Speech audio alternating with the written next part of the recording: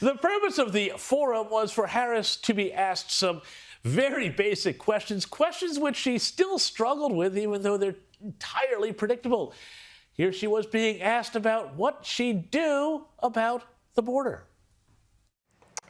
When you become president, what would be your specific steps? Yeah, of course. What would be specific steps to strengthening the border? So it's a wonderful and important question. You know, my background was as a prosecutor, and I was also the elected attorney general for 2 terms of a border state. So this is not a theoretical issue for me. Yeah. You know, she's always on about being a prosecutor, but you know how great a record she had as a prosecutor? Remember this from when Tulsi Gabbard absolutely eviscerated her back in 2020? I'm deeply concerned about this record. There are too many examples to cite, but she put over 1,500 people in jail for marijuana violations and then laughed about it when she was asked if she ever smoked marijuana. She blocked evidence. That would have freed an innocent man from death row until the courts forced her to do so. She kept people in prison beyond their sentences to use them as cheap labor for the state of California. That pretty much blew her out of the 2020 primary, and yet she's still talking about what a great prosecutor she was.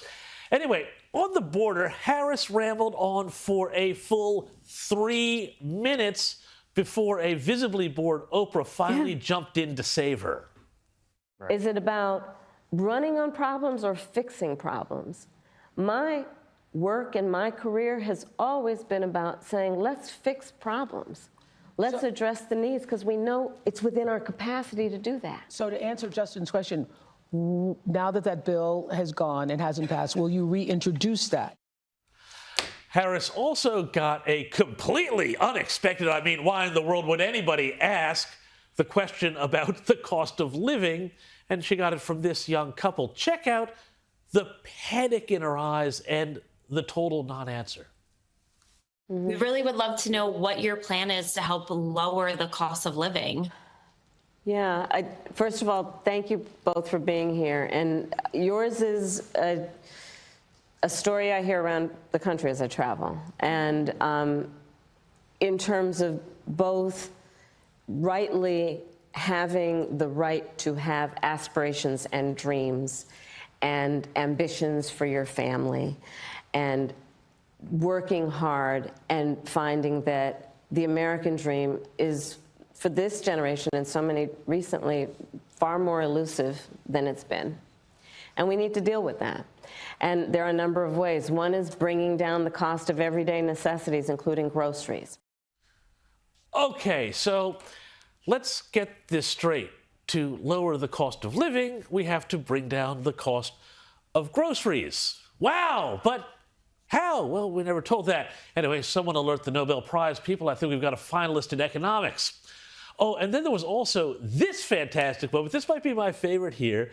When Harris tried to pretend that she's a red-blooded Second Amendment, gun-loving, real American, having a laugh about the very laughable topic of shooting anyone who broke into her house. I'm a gun owner. Tim Walz is a gun. I did not know that. If somebody breaks in my house, they're getting shot. Yes, I hear that. I hear that. Probably should not have said that. But my staff will deal with that later. How funny here.